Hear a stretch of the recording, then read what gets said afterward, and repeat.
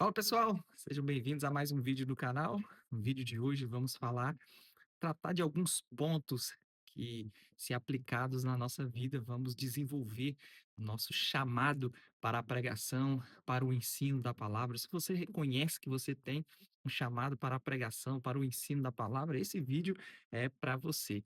Número um, tratando mesmo então desses fundamentos, desses princípios. Número um, fundamento espiritual para ensinar, para pregar, para transmitir aquilo que você se propõe a ensinar e a transmitir, você precisa andar com Deus. É indispensável que aquilo que vai ser compartilhado seja um transbordar daquilo que estamos experimentando em Deus. Não se trata somente de ali aprender, decorar algo específico, um versículo, uma mensagem com seus pontos.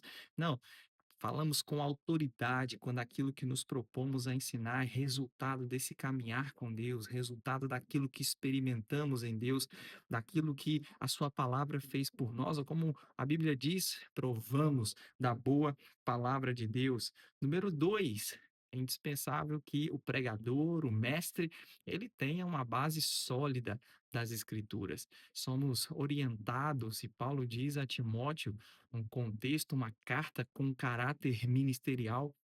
Paulo diz a Timóteo que devemos manejar bem, o ministro deve manejar bem a palavra de Deus e isso é indispensável, é um ponto indispensável para aquele que deseja pregar e ensinar a palavra. Então, um pregador, um mestre, ele tem que dominar as escrituras. Você precisa conhecê-las, ler a Bíblia constantemente, toda a Bíblia, não só os versículos preferidos, não só os livros favoritos, não, ter conhecimento de toda a revelação bíblica. Então, a leitura sistemática da Escritura para aquele que se propõe a pregar, a ensinar, é indispensável. Número um, para viver, porque o ensino e a pregação vai ser um transbordar, como falei, e deve ser um transbordar daquilo que experimentamos em Deus, mas também o conhecimento bíblico é indispensável, um pouco de conhecimento de interpretação, de regras de interpretação, da hermenêutica e da exegese. A Bíblia foi escrita em um mundo diferente do nosso, com práticas, com costumes diferentes do nosso, né? E é indispensável nós aprendermos a fazer hermenêutica e exegese, ou exegese e hermenêutica. Exegese, você ir lá no sentido original, procurar entender o que foi dito, para quem foi dito. Hermenêutica, fazer ou interpretar, fazer com que esse texto antigo tenha relevância prática hoje. O texto sagrado não está ali para ser interpretado à maneira que o autor ou que o intérprete preferir, não. A escritura não é passível de uma variedade de interpretações. Pelo contrário, é um produto planejado por um autor muito específico e requer da nossa parte uma interpretação responsável. Deus escolheu fazer uso de todo tipo de comunicação, genealogia, parábola, né, histórias, e se faz indispensável conhecermos seu contexto histórico, nos atentarmos às palavras no contexto em que elas foram escritas, a mensagem teológica, ou seja, o que determinada passagem ensina sobre Deus, sobre Jesus.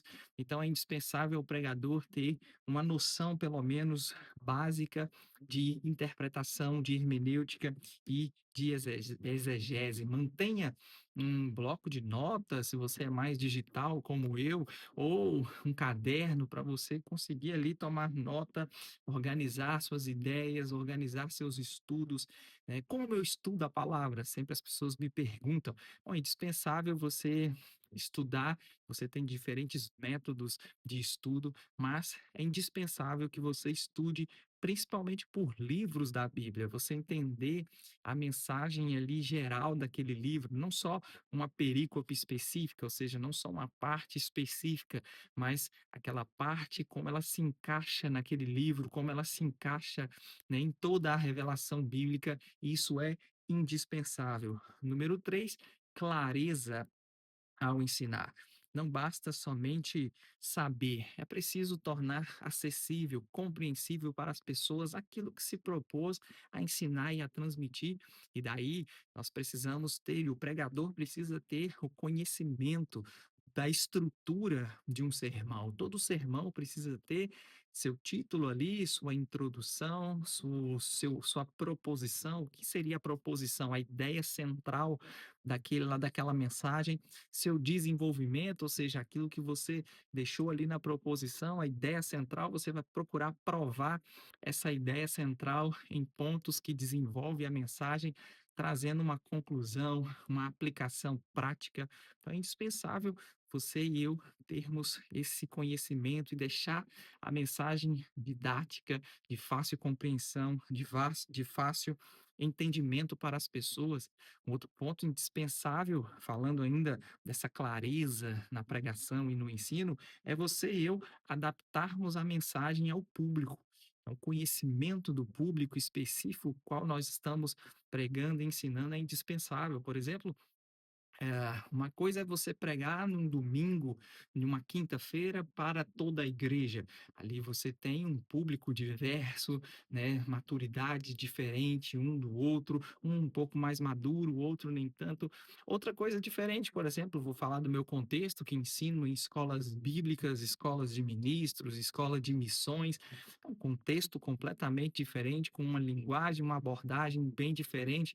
Outra coisa é você, num um evangelismo, você lidar com não crentes, você transmitir a mensagem de uma forma específica para aquele público. Olhar para os sermões registrados por Lucas no livro de Atos, você vai ver que o apóstolo Paulo, quando falava para judeus, ele falava a partir das escrituras hebraicas, procurando provar pelas escrituras que Jesus era o Cristo. Quando ele fala para os não-judeus, quando ele fala para os gentios, Atos 17, em Atenas é um exemplo, Deus Criador de todas as coisas, então a partir daquele altar ao Deus desconhecido, ele anuncia o nosso Deus, partindo do ponto que ele é o Criador até chegar em Jesus e a ressurreição. Que isso nos mostra? Entendia o público e adaptava a linguagem ao público específico. Número 4, desenvolva servindo. Eu tenho um chamado para a pregação e para o ensino. Bom, você pode começar ou se desenvolver em grupos menores, células, grupos familiares, seja lá qual nome a sua liderança tem utilizado, escolas bíblicas dominicais. Eu mesmo, na minha experiência, comecei ensinando na escola bíblica dominical, 9, 10 pessoas era a lotação máxima, mas para um grupo menor de pessoas, 3, 4, 5, quantas vezes eu ensinei para 3, 4, 5 pessoas numa escola dominical, mas ali estava desenvolvendo chamado, e você aprende enquanto ensina. E eu pude aprender a lidar com o público enquanto ensinava, a transmitir o conteúdo, a entender o tempo que tinha com o conteúdo que deveria ser transmitido. Tudo isso proporcionou crescimento, desenvolvimento. Então, é indispensável você ensinar para grupos menores. Busque orientação com outros pregadores, mestres, pessoas que inspiram a sua vida, que estão há mais tempo na caminhada. Isso também se faz necessário. Número 5, nunca pare de aprender. Nunca ache que chegou num lugar que conhece tudo, que sabe tudo, que não tem necessidade mais de aprender, de ser ministrado. Alguém sabiamente diz que quem não senta para aprender não deveria se levantar para pregar e para ensinar, e essa é uma grande verdade. Nós não podemos parar de aprender e crescer. A Bíblia menciona um Apolo que era eloquente e poderoso nas Escrituras, mas que não sabia tudo. Ele só conhecia até o batismo de João e Priscila e Áquila, a Bíblia diz em Atos 18, pega ele e mostra mais acertadamente ali o caminho do Senhor, e nós precisamos ter essa atitude de Apolo, essa atitude ensinável. Então, nunca pare de aprender. Leia constantemente, leia bons livros.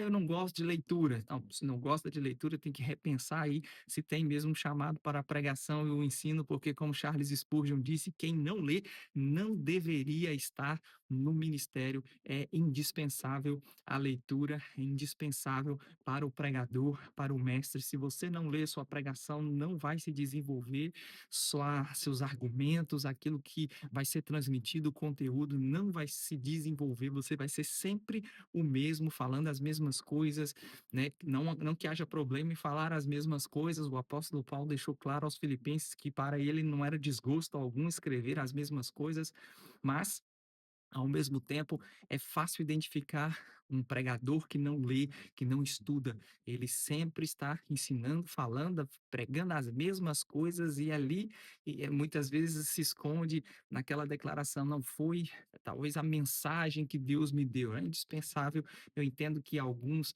têm uma paixão maior por determinado assunto do que outros, mas é indispensável ter o conhecimento. Todo pregador mestre que se propõe a ensinar e a pregar tem que ter o conhecimento das escrituras, e isso é indispensável. Então, cursos, formação, é indispensável para o seu crescimento e avanço se você é um pregador da palavra. E por último, número 6, viva o que você ensina.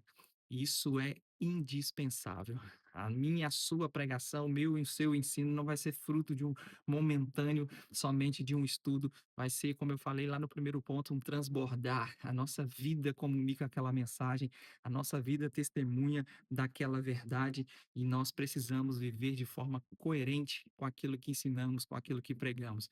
Alguém sabiamente disse que alguns, com a doutrina com uma mão, eles constroem, com a vida com a outra mão, eles destroem. Então, nós não vamos arruinar o que temos precioso, de precioso, a palavra de Deus, por uma vida ímpia, profana, pecaminosa, contrário àquilo que daquilo que nós nos comprometemos a transmitir. Espero que você tenha sido abençoado. Se não é inscrito no canal, se inscreva no canal para mais conteúdos como esse. E eu creio em um ano de 2026 poderoso, de muito ensino, de muita pregação da palavra, em nome de Jesus.